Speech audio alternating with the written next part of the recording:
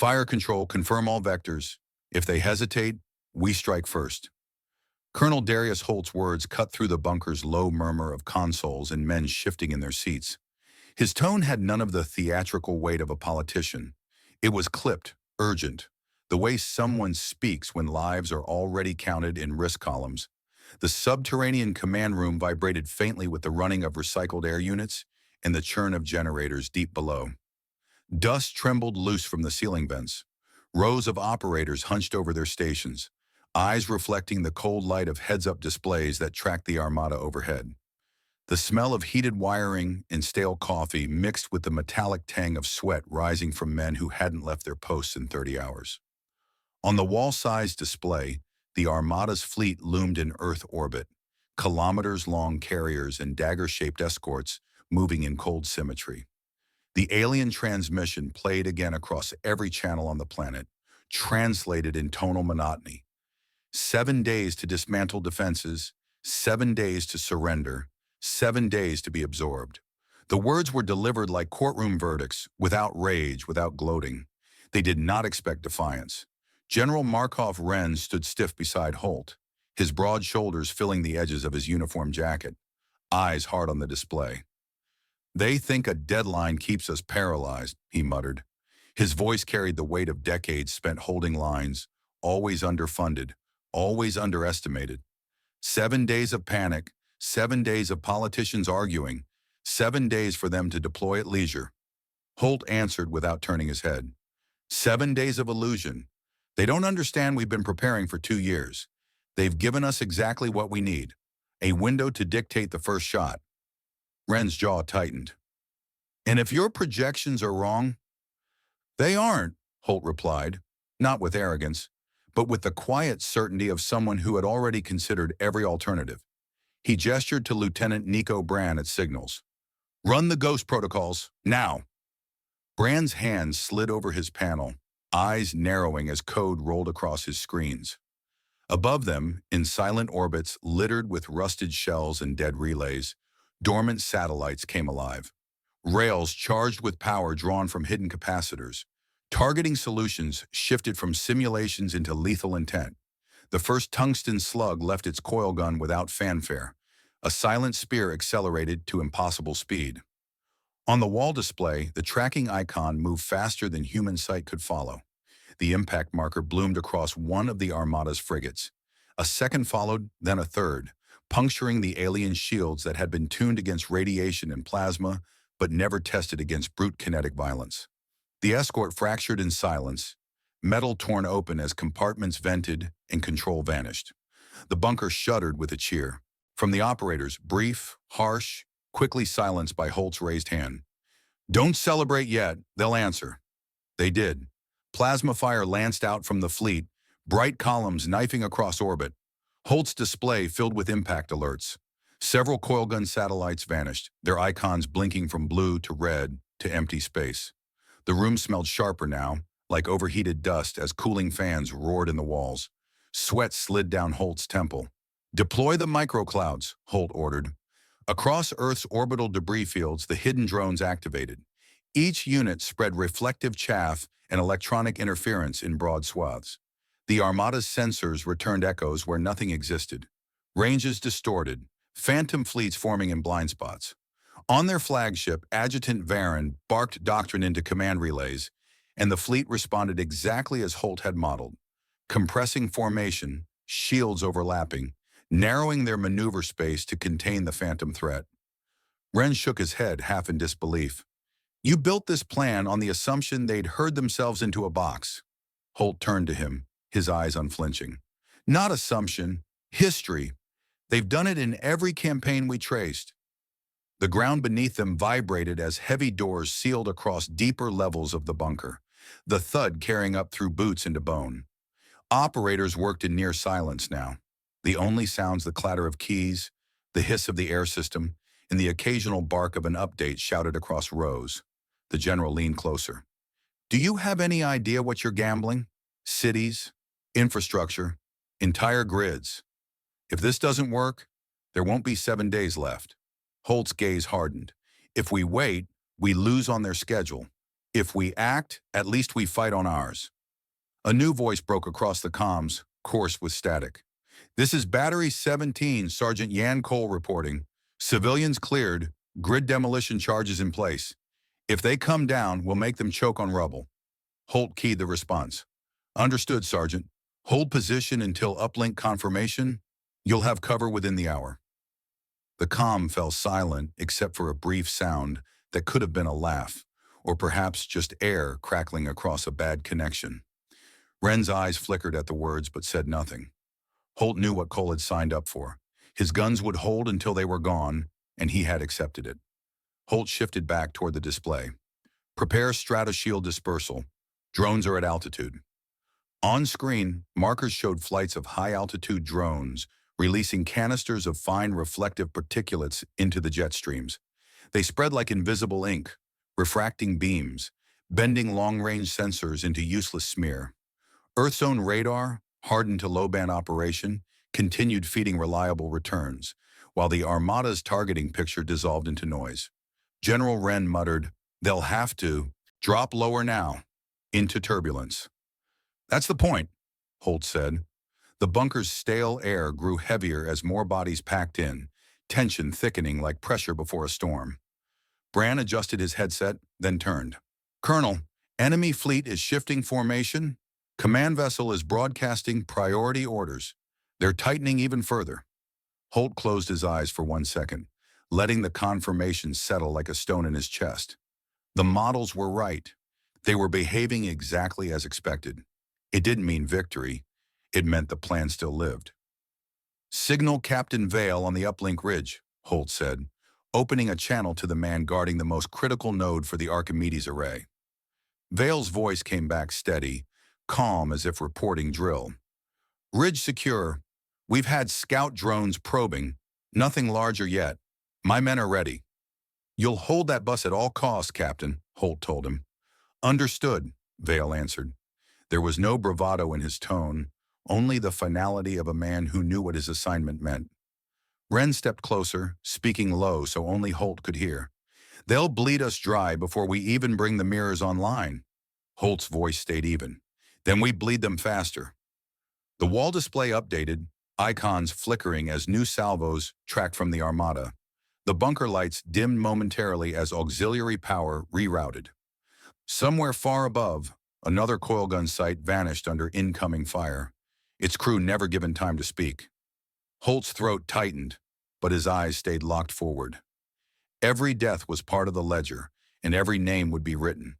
The alien broadcast still repeated in the background on civilian channels. 7 days, surrender, compliance. Holt leaned on the table, the glow of the heads-up display casting harsh shadows across his face. He whispered almost to himself, "You gave us a week. We only need 1 day." And with that, the first phase of humanity's war for survival burned across the sky.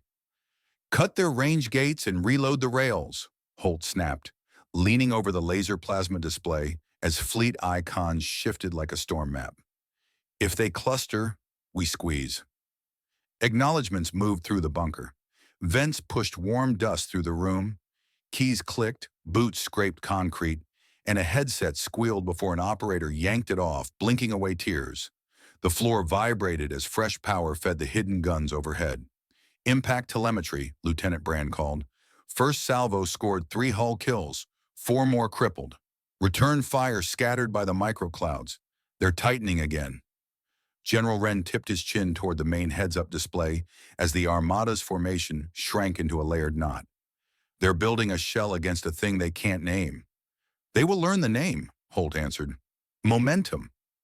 Another volley went up, the coil barrels throwing tungsten faster than thought. 2 escorts flared and came apart, fragments washing across orbital paths like glittering ash. The room carried a tang of hot circuitry and rubber. Holt watched 3 friendly icons die in the next exchange, caught by counterstrikes hunting for power signatures. "Report it," he said. Brand's voice thinned. "Sites 11, 12, and Coastal 5 are gone. Last traffic cut mid-sentence." Wren's fists opened and closed once. "We can't trade platforms at this rate." "We aren't trading," Holt said. We're buying ours with steel. He flicked to a ground feed. Sergeant Yan Cole's battery crouched in a concrete warren that once channeled commuters. Oil stained the floor. Sandbags framed a slit overlooking a collapsed bridge. Frost gripped rebar where night chill lingered. Cole stepped past each gun, checking traverse, touching a shoulder, speaking like a teacher with a squad he refused to lose. A loader eyed the sky through the slit. They'll come down that ramp, right? They'll try, Cole said, racking a shell. They like straight lines. We brought a maze. A siren yelped outside as a civilian convoy took a last turn out of the zone.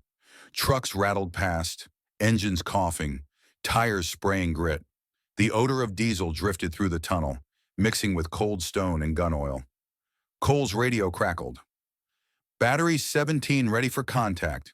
We're tied to your clock. Holt keyed his mic. Hold for uplink confirmation. You'll have help when the big light turns. Copy, Cole said. Status on the ridge, Holt asked, eyes on the orbital panel. Oren Vale holding firm, Brand replied. He pinged an intruder drone and cut it in the trees. Uplink bus green across all paths. Holt pictured Vale's position. Scrub brush, granite, wind sawing through pines. A small team keeping a note alive while the sky fought its own war. He pushed the image away and turned back to the ceiling of icons. On the Vedras flagship, Adjutant Varen studied a board clogged with false returns and jittering ranges. He issued clipped orders in a language that clacked like bone dice. Layer shields, share capacitors, maintain overlap, reduce pursuit arcs, conserve batteries for cleansing strike if ground resistance persists. His bridge obeyed. Doctrine had always carried them. Holt watched the overlap grow. They can't see us clean, so they'll shorten reach. That's when stratoshield bites. Dispersal bands widening, Brand said. Jet streams are helping. Ground radar still reads. Our optics are degraded, but low band returns are stable. Wren folded his arms. Translation, Nico. We can still aim, Brand said. They can't at range. Holt loosened his jaw and pointed at a corridor near the southern orbital track. Open that lane. Don't threaten it. Let it look weak. Wren's head snapped around. Inviting a breakout? Shaping it, Holt said. When they run, they'll choose. The easy way. Stoyan's boats are under that sky. If you're wrong, they flee clean, Wren said. If I'm right, they flee bleeding, Holt replied. Lights flickered as a surge rippled through the grid. Brand steadied the feed. The display cleared to a map. The floor tremored as a heavy lift came online above. Enemy dropships inbound, an operator called. Multiple vectors. Major cities marked. Let them, Holt said. Those streets are empty. He switched back to Cole's battery. The first dropship growled over the ruined bridge, repulsors kicking up a rain of grit that stung eyes and salted tongues. The guns spoke in rhythm. Recoil slammed shoulders. Brass skittered. Smoke bit throats. The ship lurched, clipped a pole, and plowed into a barricade, flames licking along composite panels. Heat rolled down the tunnel like a furnace door opening, carrying the sting of burned plastic and scorched paint. Cole reloaded and reset his stance, waiting there. In orbit, the microclouds kept painting ghosts. The Armada's shell edged lower, hulls glinting as they skimmed denser air. That descent changed the pitch of the fight. Turbulence gnawed at their lines. Beams wavered. Timing slipped. Holt felt rhythm give way and knew the window for the array was opening. Vale, he said on a tight channel. How's your sky? Blue holes between ragged gray, Vale answered, breathing hard. Wind has teeth. We can hold. Hold, Holt said. We're nearly there. The bunker carried the scent of bleach from a spill mopped near the back wall. Someone coughed, a rasp shaped by dryness and nerves. Wren leaned closer, lowering his voice. If the mirrors fail, we throw sailors and coastlines at giants. They won't fail, Holt said. Brand lifted a palm. Calibration beacons linked. Archimedes can pivot on your call. Holt looked across the room. Faces shone with sweat. Eyes darted. Hands stayed steady. He set his watch to the array's window, each second a step towards something that would either change history or end it. He drew a slow breath, tasting old coffee and coppery air. Hearing the scrape of a chair, the crackle of a radio, the rumble of distant generators sunk in concrete. The world narrowed to a set of choices. "Then we bring the light," he said, and the bunker moved as one organism, hungry, afraid, alive. Dropships breaching the lower atmosphere. Count 8? No. 10. Targets are clustered on capital corridors, the operator shouted, his voice cracking against the command room's heavy walls. Colonel Holt straightened, eyes burning against the shifting colors on the laser plasma display. The icons poured towards cities marked in red, and every one of those zones had already been cleared. He lifted the mic. "All forward batteries, initiate containment plan. Hold them in the ruins until the grid collapses." Sergeant Yan Cole's reply came through the static, rough like gravel, scraped on steel. "We're watching them descend, Colonel. Sky looks bruised. They'll hit us within minutes." The command bunker felt smaller as men leaned closer to their boards. The taste of stale coffee lingered on Holt's tongue, but behind it was the sour dryness of fear pressing against the throat. He wiped sweat from his brow with the back of his hand and adjusted his headset. Wren hovered beside him, jaw tense, shoulders squared as if bracing against the ceiling itself. "Cities emptied?" Wren asked. Holt nodded, words clipped. "Convoys are clear. Last civilians are already in the countryside. Only walls and mines remain." Outside, the cities no longer held life. Apartment doors banged in the wind, curtains swayed in windows without eyes behind them, and playgrounds stood abandoned under a gray sky. But under the pavement, cables coiled with charge. Bridges spanning rivers had joints stuffed with explosives. Rail lines had been cut and rejoined with quiet hands weeks earlier, each gap wired to snap once the order came. From his dugout, Cole smelled damp concrete and diesel fuel where trucks had passed. His men shifted uneasily. One soldier wiped grime from his cheek with the back of his glove. Another ran fingers across the barrel of a cannon, leaving streaks of grease. Above them, the dropships roared closer, their descent rattling dust from cracked ceilings and stinging nostrils with burnt air. Cole raised his voice so all could hear. "Remember your training? Let them funnel. When they step into the lane, bury them." The first ship appeared through smoke, dark and heavy, thrusters spitting heat that shimmered across broken streets. Its landing ramp hit the cracked asphalt, and alien infantry poured out, armored bodies gleaming dully in the half-light. Their boots crushed shards of glass that once belonged to tower windows. The sound echoed down empty streets like brittle applause. "Hold," Cole whispered, watching through his rangefinder. The enemy squads moved quickly, forming ranks, scanning corners. Then they reached the bridge. He keyed his detonator. The explosion cracked the air, a sound like the tearing of earth. Fire surged upward, and the bridge folded in on itself, steel and concrete collapsing into the water below. Half the invading column plunged into the river, dragged down by gear and armor. The survivors scrambled back, their formation shredded. "Now!" Cole roared. His guns opened, recoil hammering shoulders, ears ringing as shells tore through the smoke. The taste of gunpowder bit the back of throats. Brass casings bounced and clattered across the ground, their heat searing gloved hands. Men shouted over the thunder, curses and prayers woven into each command. The alien return fire burned chunks from walls and sent shock waves across the street. Cole ducked, felt shards whip across his cheek, drawing a thin line of blood. The cut stung in the cold air. He pressed a bandage against it with one hand while signaling reload with the other. His men obeyed without pause, teeth clenched, eyes wide. Back in the bunker, Holt watched icons blink across the ground grid. He heard Cole's voice through the channel, steady but worn. "We've broken their first column. They'll send another. We'll keep the gate closed until the light arrives." "Understood," Holt replied, his chest tightening. He knew what "keep the gate closed" meant. Cole's guns would stay until there were no guns left. Wren moved closer. "You're bleeding men to hold terrain we've already given up." "Not terrain," Holt answered quietly. "Time." Above, stratoshield drones released their final dispersal. The upper air shimmered with a haze invisible to eyes on the ground, but deadly to the alien targeting arrays. From the Armada's perspective, their beams bent and scattered, images smeared into confusion. Their commanders, trained to trust doctrine, pushed lower, forcing their ships into denser currents. Holt leaned on the table, his hand flat against the steel surface. They're inside the weather now. Their advantage slips with every kilometer. A fresh burst of static carried Vale's voice from the ridge. Colonel, enemy pods are probing our sector. We've cut 2, maybe 3. Bus is still green, but they're getting bold. Hold that node, Vale, Holt said. You'll have it, Vale answered, breathing hard.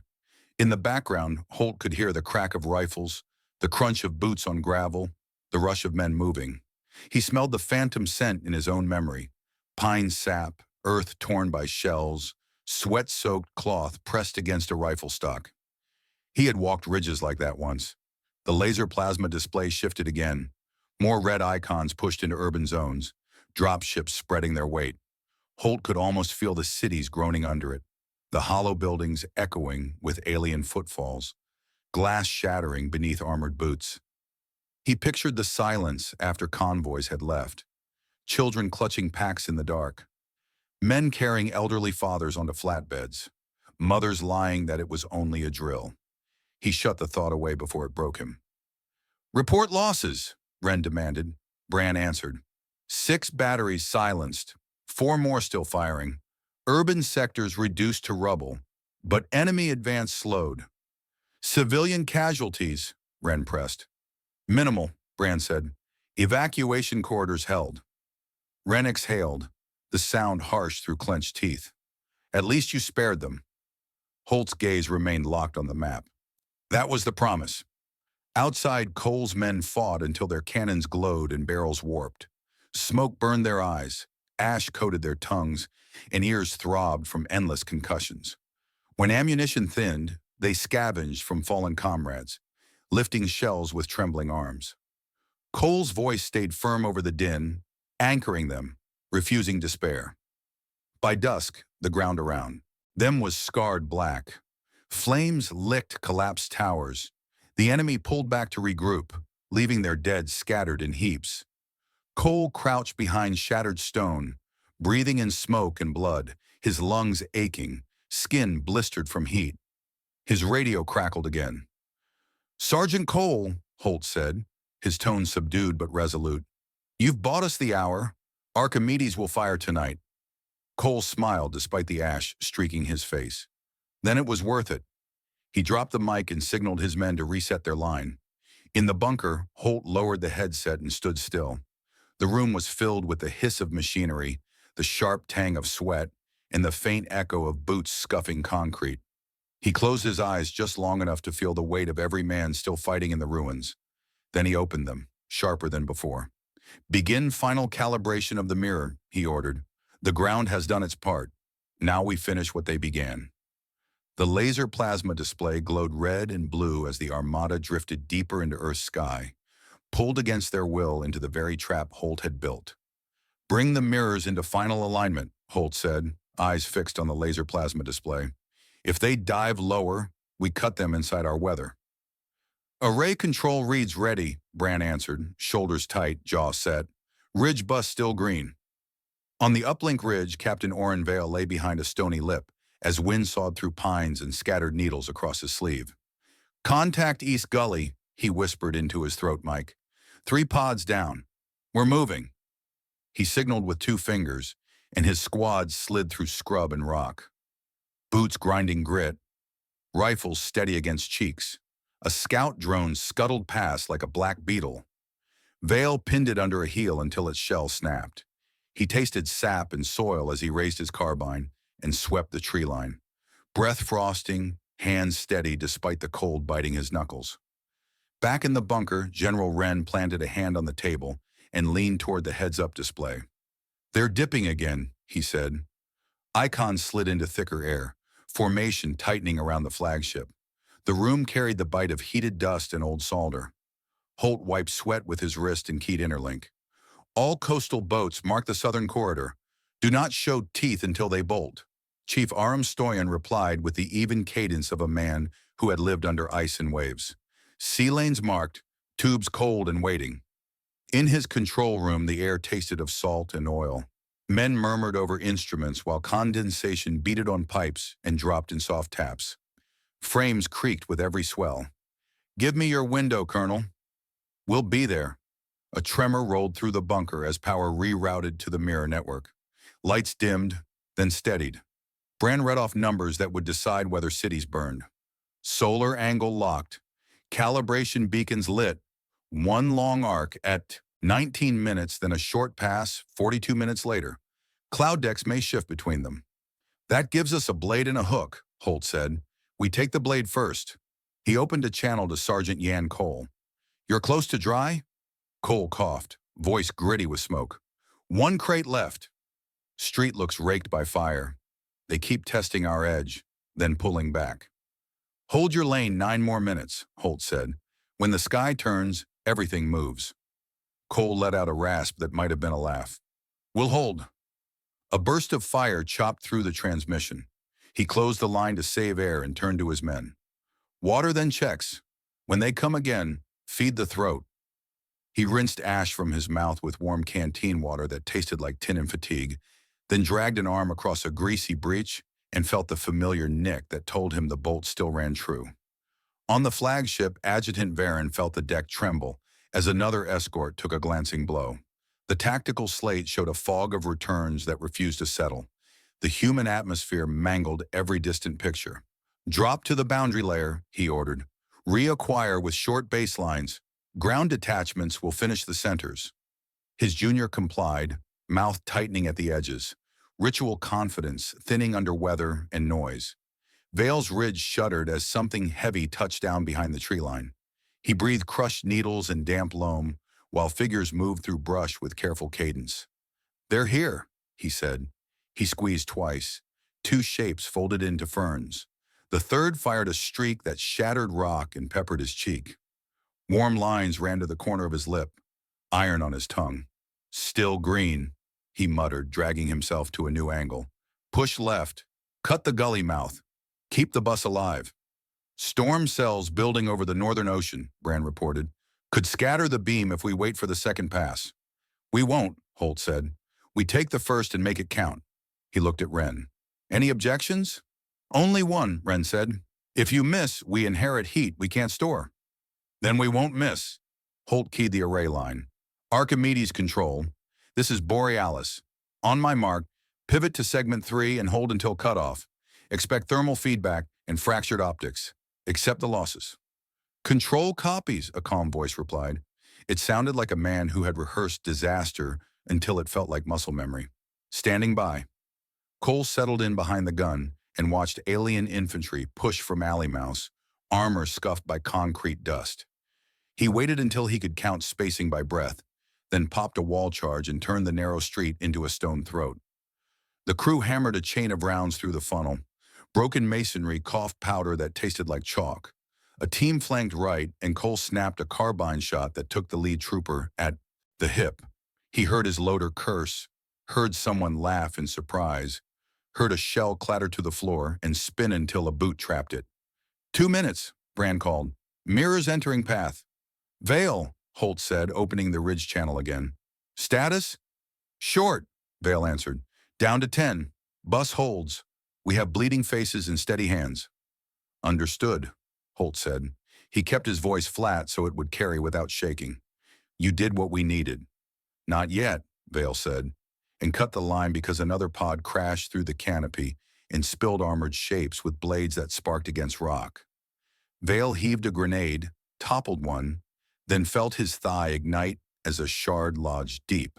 He tasted copper and bark and an absurd urge to grin at the thought of bleeding on a ridge that moved the sky. He rolled behind a stump, jammed gauze against the wound, and rose again, teeth clenched against the sharpness that tried to buckle his knee. The arc is now, Bran announced. All metrics green. Archimedes, fire. Holt's words landed like a gavel. Far above cloud tops, mirrors pivoted and caught sunlight like curved blades.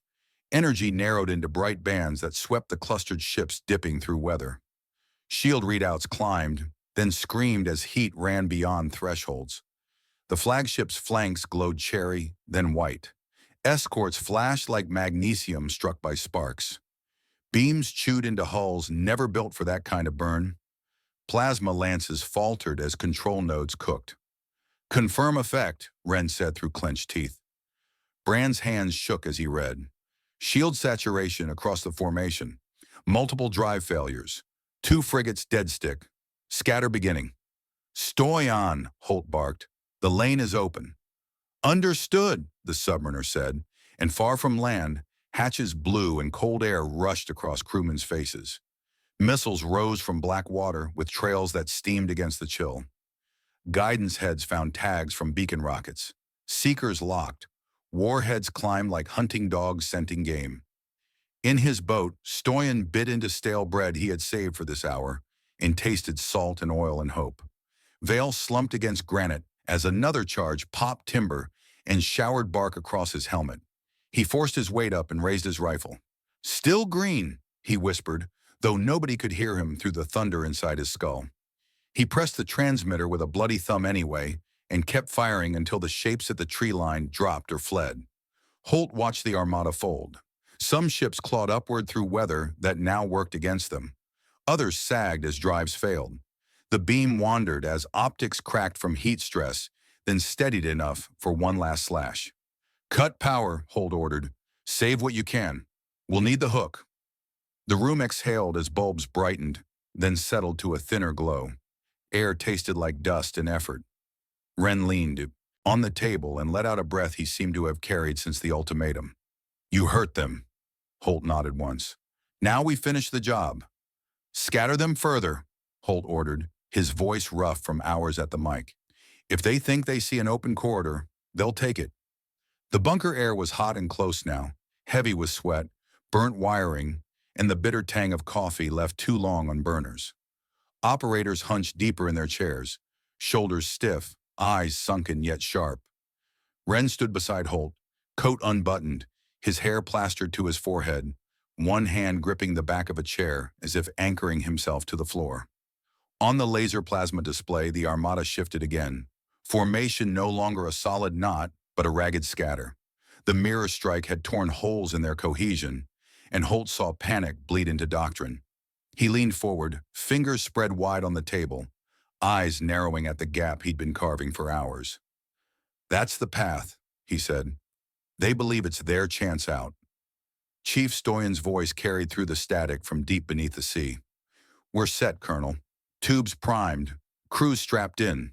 If they run south, we'll catch them. The sound of waves lapping steel echoed faintly behind him, salt spray dripping through vents, boots thudding on wet metal. Holt pictured men in cramped bunks, skins slick with brine, waiting for a word that could turn their silence into thunder. Hold steady until I mark, Holt replied. You'll only get one clean volley. Wren finally spoke, voice low but edged with steel. You're gambling everything on them choosing the bait corridor. If they break north instead, Stoyan's boats will never reach them. They'll take the south, Holt said flatly. He tapped the display where clouds of interference still smeared half the northern track. That path looks closed. South looks thin. Doctrine will drive them there. Wren's gaze held him, gray eyes hard as carved stone. If you're wrong, they vanish back into orbit. And if I'm right, Holt answered, they vanish into the sea. Up on the ridge, Vale spat blood into the dirt and shifted his weight against the stump that held him upright. He dragged the rifle stock tighter into his shoulder, felt bark grind against his back, and fired again. Another armored figure fell near the uplink bus, sparks jumping from the relay's casing, where stray rounds had kissed its edges. He pressed his hand tighter to the wound in his thigh, warmth leaking between his fingers, the copper taste filling his mouth. Bus still green, he whispered. His men crouched in broken lines behind granite outcrops, faces streaked with mud and blood, eyes red from smoke. One of them glanced his way, waiting for orders. Vale nodded, slow and deliberate.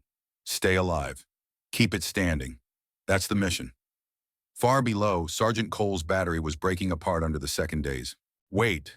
Smoke clung to the ruins, acrid and choking, carrying the sting of charred stone and burned paint. His men loaded the last of the shells with hands blistered from heat. The air trembled with alien fire, walls cracking under the pounding. Cole spat grit from his mouth, raised his voice over the thunder. One more volley, then pull back to the secondary pit. We're not corpses yet. His crew obeyed, muscles quivering, but their faces lit with something grim and defiant. Back in the bunker, Holt kept his eyes locked on the shifting patterns. The Armada began to break. Ships pushing south, drives glowing, lines unraveling. He felt his chest tighten, heart kicking hard against his ribs. "They're running," Brand said, his voice tinged with disbelief. "They're bleeding," Holt corrected. He opened the channel to Stoyan. "Mark corridor. Fire on my next call." Stoyan's crew moved with quiet discipline. Heavy hatches slammed shut, echoing like drum beats through steel corridors. Men strapped into narrow bunks, the air thick with oil and salt. A weapons officer wiped his palms on his trousers and bent over controls, lips moving silently as if reciting a prayer. Stoyan stood behind him, hands clasped behind his back, the smell of damp canvas sharp in his nose. "Stand by, boys," he said softly. "Stand by." Holt dragged in a breath through his teeth, the air stale and dry against his throat. He lifted the mic. "Stoyan! Fire!" The sea split open as missiles erupted upward, spray hissing, hulls trembling with recoil. Crewmen rocked in their seats, the taste of brine on their lips, the weight of history in their stomachs. White trails carved across the morning sky, vanishing into clouds. On the display, Holt watched icons streak upward toward fleeing Armada ships. The alien formation twisted, trying to throw off the pursuit. One missile missed wide, another struck a shield and detonated uselessly. But then three found targets, slamming into drives, tearing hulls apart. Fire bloomed in orbit like blossoms of flame against the dark. "Direct hits!" Brand shouted. The bunker erupted in noise. Cheers, shouts, fists slamming tables. Holt raised his hand, cutting the roar back to silence. His face was set like stone. "Not yet. They'll fight harder now." He was right. The Armada flagship pivoted, forcing its escorts to form a screen. Its broadside opened, and for the first time Holt saw its full fury unleashed. Beams raked down, searing through atmosphere, gouging scars across coastlines. One strike hit a power station, sending a column of black smoke skyward. In the bunker, the ground shook, dust raining from the ceiling. Operators flinched, covering their heads, choking on grit. "Casualty reports incoming," Brand muttered, voice hollow. Wren swore under his breath, slamming his fist once against the table. Holt leaned over the mic again, voice steady. "All batteries, coordinate fire on stragglers. Keep the flagship occupied. Stoyan, reload what you can. You'll have another chance before this ends." Vale's voice cracked through again, thin with pain but still sharp. "Bus green. Holding. We're cut to half strength, but it holds." Holt swallowed against the lump in his throat, forced his tone flat. "You've done more than anyone had the right to ask." "Not done yet," Vale rasped, and the line cut to static. Holt stared at the display, the room spinning with heat and exhaustion. His shirt clung to his back, his palms stung from gripping the table too hard, and the air tasted of rust and fear. But the gap was open, the trap was sprung, and humanity had bared its teeth. Wren finally spoke, low and heavy. "If we survive this hour, we'll own more than a victory. We'll own their doctrine." Holt didn't answer. He kept his gaze fixed on the burning sky, waiting for the next opening, listening to the distant thunder rolling through the earth like the voice of something ancient. "They're charging the cleansing array," Brand warned, his voice rasping as if dragged over gravel. The heads-up display pulsed red where the flagship bled power into its batteries. "Thermal ladders climbing fast." Holt leaned forward, his face shadowed by the glow of the screen. "Then we dirty the picture, cut the eastern intertie, vent the towers, flood the harbors with fog. Make their sight lie." Switch crews answered across 3 continents. Breakers snapped with thunder, grids staggered into darkness, and whole skylines dimmed in rolling waves. Cooling stacks belched white plumes into skies heavy with moisture. Reservoir aerators churned froth into curtains of mist. Harbor rigs boiled seawater until vapor drifted like smoke, swallowing docks and cranes. Sirens howled through city centers, not to spread panic, but to clear the last workers from stations about to be sacrificed. General Wren gripped the table so hard his knuckles whitened. "You're tearing your country apart to save it." "I'm clouding their aim," Holt shot back. We can rebuild transformers. We can't replace graves. The first sweep slammed down. Blinding beams carved furrows through farmland, tore canals into jagged scars, and seared roadways into molten rivers. Windows burst inward across evacuated districts, tables and chairs skidding across floors as shockwaves punched through homes. Asphalt bubbled under the heat, sticking to boots of fire crews that braved the edge. In the bunker, dust sifted from seams, coating tongues with chalk. One operator gagged, spat into a rag, and returned to his board with red-rimmed eyes. Sector Delta hit, Bran read. Industrial yard burned, firewalls held, residential blocks empty before strike. Wren's voice was flat. We lost a substation there last year to storms. Now we make our own storms. Holt didn't look at him. We're steering the fire into scars that already exist. They waste their fury. He toggled to the subsurface channel. Stoyan, how long until your second spread is armed? 21 minutes, the submariner answered, voice low, steady. Men are shoving batteries into frames. The deck reeks of oil and brine. They're set. Hold until I mark. Holt cut to the ridge. Vale, report. Static crackled, then a ragged breath. Still green.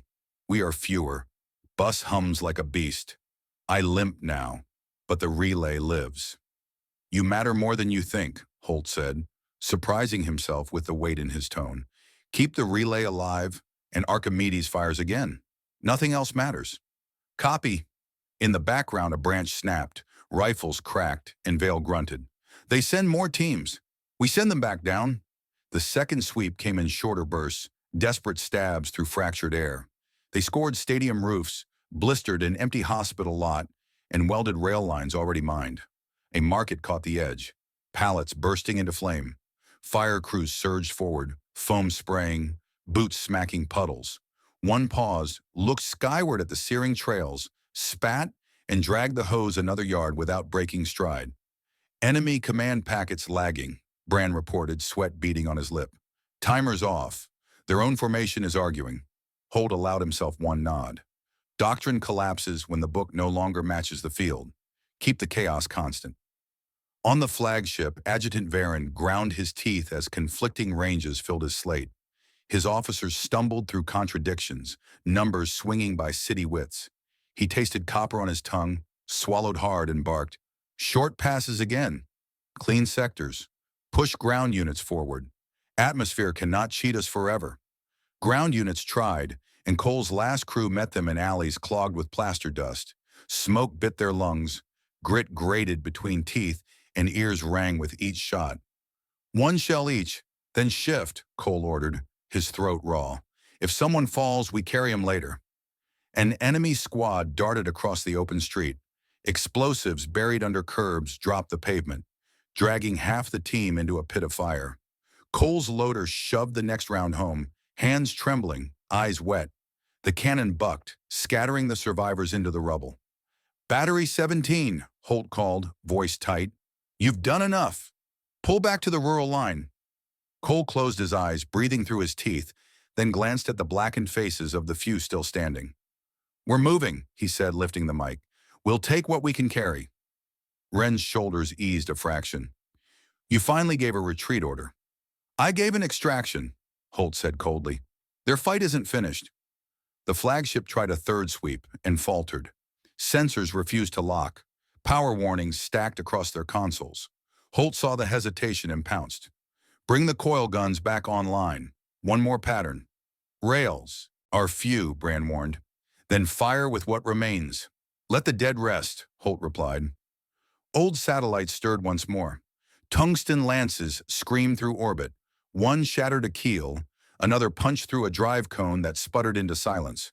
On the display, debris tags multiplied, each one another wound in the Armada's body. "Stoyan," Holt said, "your turn comes. Watch the southern run." "Copy," the submariner answered. In the boats, men gnawed stale bread and swigged cold coffee. Someone rattled a tin of mints, passing them down the line. Missiles rolled forward on rails with greasy groans. A sailor patted a casing like an old friend. Wren leaned close, whispering harsh.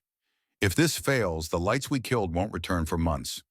"If this fails," Holt said evenly, The lights won't matter. On the flagship, Varen snapped, "Cleansing sequence again. End this." Nothing obeyed. The sky warped their aim, the ground swallowed their targets, and their doctrine buckled under lies it could not correct. Officers argued, their voices sharp with panic. One reached for the manual, froze, then shut it with a fist. Holt lifted the mic. "Stoyan, Mark." "Tubes away," came the reply. The sea heaved, steel groaned, and another storm of missiles clawed upward. Holt watched icons bloom red as some ships clawed out, drives screaming bright, while others staggered sideways and burned. Impacts flared, trails lit the sky, and comms filled with overlapping cheers, cries, and prayers. He stood straight, dust coating his tongue, sweat stinging his eyes, and lifted the mic once more. "We're not done," he said. "Reset for the hour of ash." "Bring the array online again," Holt commanded, his voice carrying through the command bunker like a hammer striking steel. "This is the hour we finish it." The room erupted in movement. Operators shoved back fatigue and bent to their stations, the scrape of boots against the floor mixing with the metallic snap of switches. Heat pressed from the walls, stale air tasting of dust and sweat. The laser plasma display flared alive, painting the scattered Armada in sharp crimson and blue. Icons twitched across the screen like panicked prey. Holt fixed his eyes on the flagship in the center, wounded but still directing its survivors. Brand's voice cut through the tension. "Mirrors realigning. Optics burned on segments 4 and 5, but we can pivot the rest. Thermal bleed will limit us to a short window." "Then we make that window enough," Holt said. He wiped the back of his hand across his mouth, tasting salt and grit. Ren stepped beside him, face gaunt, jacket unbuttoned. "You're gambling that the array still holds its spine. If it collapses, we're blind." "We'll make it stand," Holt replied. He bent toward the mic. "Vale, status on the ridge?" A ragged breath filled the line, followed by Vale's voice, hoarse and quivering. "Bus is alive. We're down to 7. Ground stinks of blood and cordite, but the relay hums steady. You'll have your light." Holt felt the weight of those words settle against his chest like lead. He wanted to tell Vale to pull back, to save what men remained, but instead he forced his voice even. "You've carried us this far. Hold a little longer. Archimedes is about to fire." "Then let it burn," Vale whispered, and the line fell quiet. Outside, over oceans swollen with storm, Chief Stoyan's submarines braced for the next volley. Missiles slid into tubes slick with condensation, metal groaning under the strain of pumps. The men licked dry lips, their tongues carrying the taste of iron and stale rations. One sailor whispered a prayer in a language no one else understood, pressing his palm against a casing as if sealing it with faith. Stoyan watched them, his face a mask, though his stomach rolled with the pressure of knowing their volley would decide whether Earth remained free. "Colonel," Brand called, "mirror calibration complete. Window opening in 30 seconds." Holt's fingers clenched on the edge of the console. His shirt clung damp against his back, the bunker's recycled air hot against his skin. Around him, operators swallowed hard, blinking grit from their eyes, hands steady despite the tremor of exhaustion. Ren muttered under his breath, words too low to catch. "Archimedes control," Holt said into the line, his voice firm. "Pivot and fire on my mark. Target cluster south of the flagship. Cut through them like glass."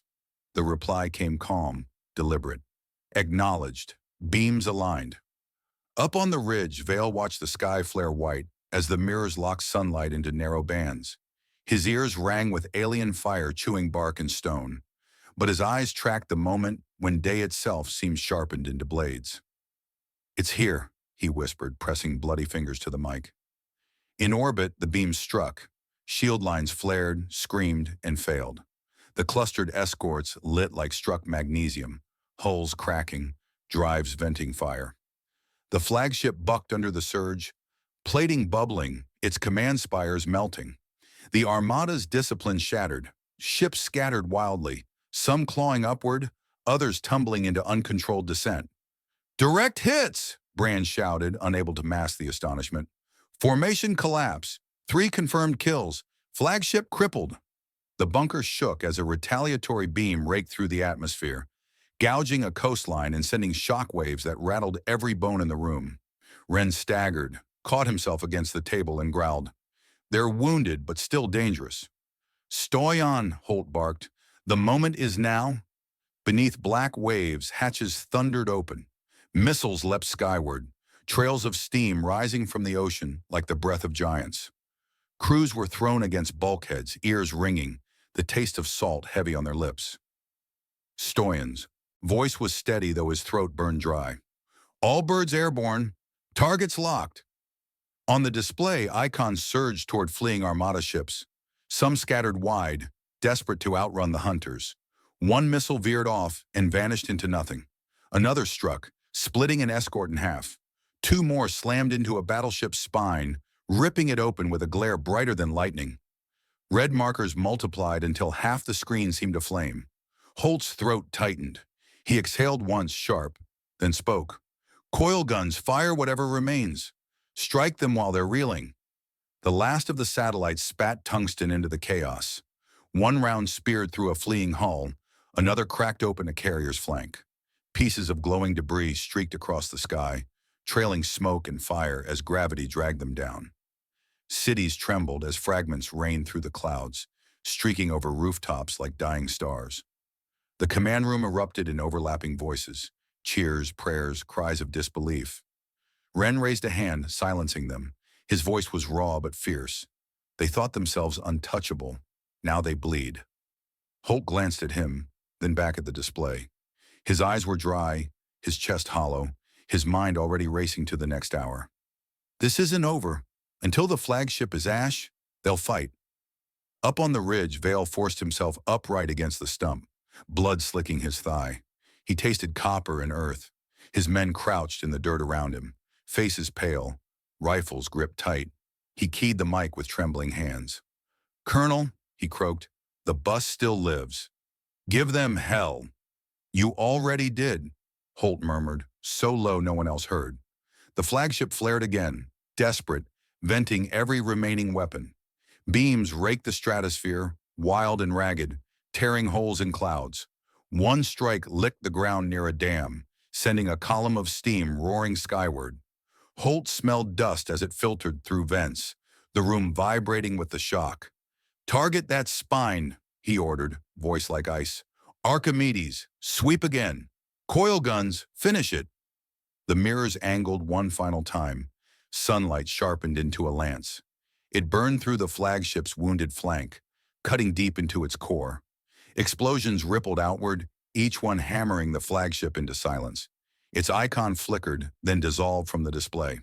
A silence fell heavy across the bunker. Operators stared, some with eyes wide in disbelief, others with tears streaking their soot-stained faces. Ren let his fist fall once against the table. Not in anger, but in raw release. Holt exhaled through his teeth, his voice steady. "Mark this moment.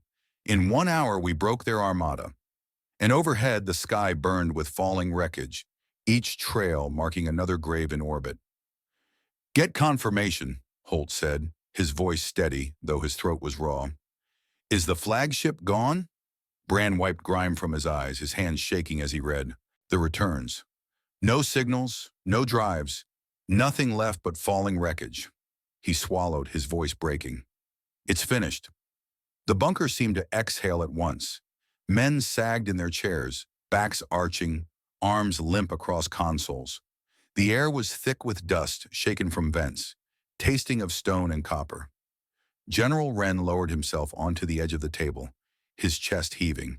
His eyes searched the board one more time, as if to make certain the enemy would not rise from its grave. 1 hour, he muttered, almost in disbelief.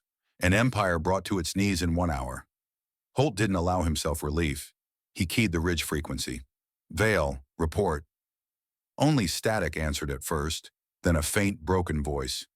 "Relay, Green, team, gone, still standing." Each word sounded torn from a throat soaked in blood. Holt closed his eyes for a moment, forcing the lump down. "You held the line. The world owes you." "Don't let it forget us," Vale whispered, and then the channel went dead. Holt lowered the headset slowly. His hand stayed there, resting on the steel table. Ren looked at him, waiting for the verdict. Holt finally said, "He gave us the sky. That's all anyone will need to remember." Reports streamed in from across the globe. Cole's battery, shattered and scattered, limped out of the ruins with a handful of men leaning on each other, faces blackened, voices hoarse from smoke. Stoyan's boats remained under the waves, their crews spent, eyes rimmed red from exhaustion, but alive.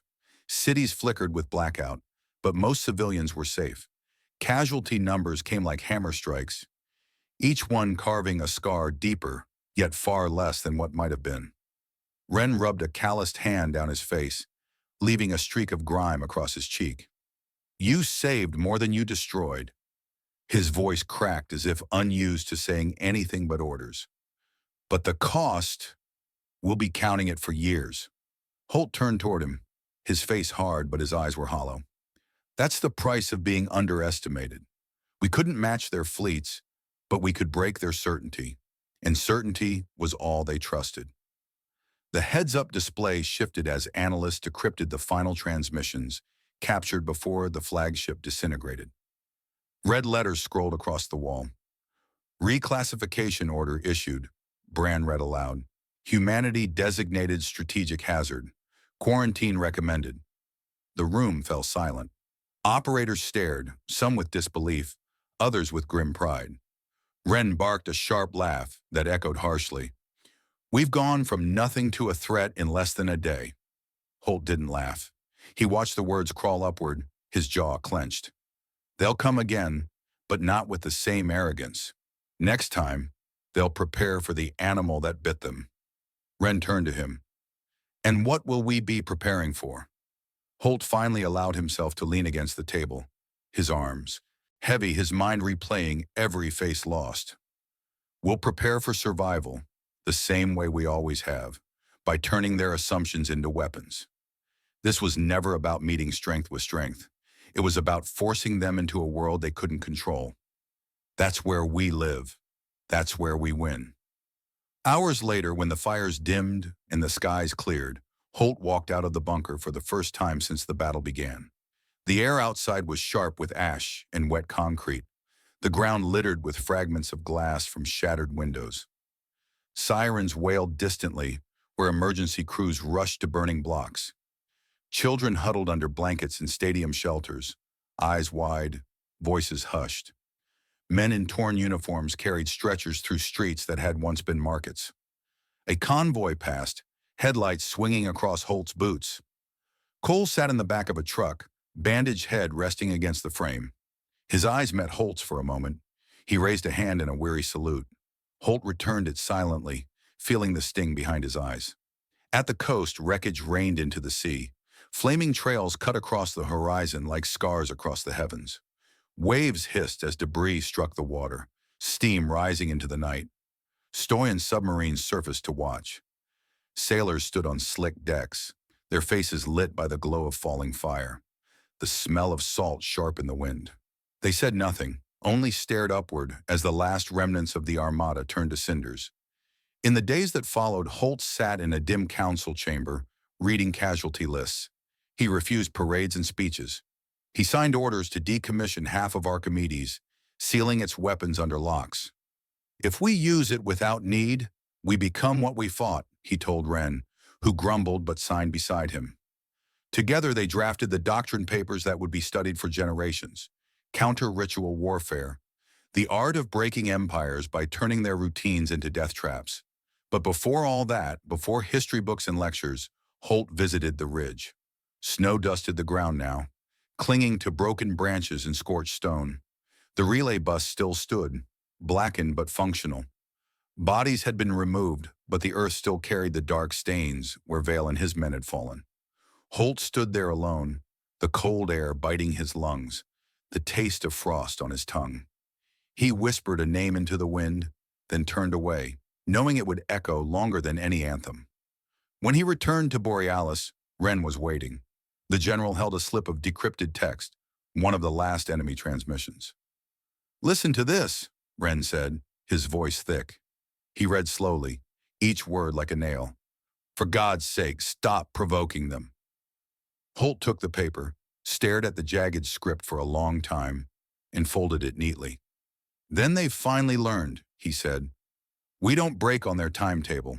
We make our own. Ren gave a sharp nod. And that's why they fear us now. The two men stood in silence as outside the command post the world stirred. Survivors hauling beams, electricians climbing poles, children chasing each other through ash-streaked streets.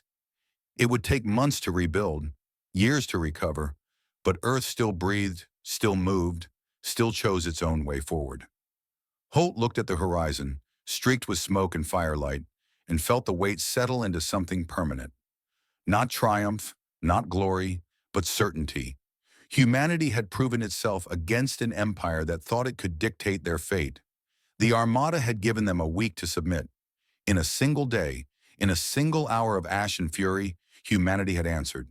If this story shook you to your core, hit that subscribe button for more thrilling HFY sagas, where humanity turns the impossible into ash. Now we want to hear from you. If you were in Colonel Holt's seat, with only one hidden weapon left to gamble, what tactic would you unleash to shatter an empire's certainty? Drop your answer in the comments. We read every single one. Thanks for watching Stellar HFY, where strategy wins wars before they're ever fought. See you in the next story.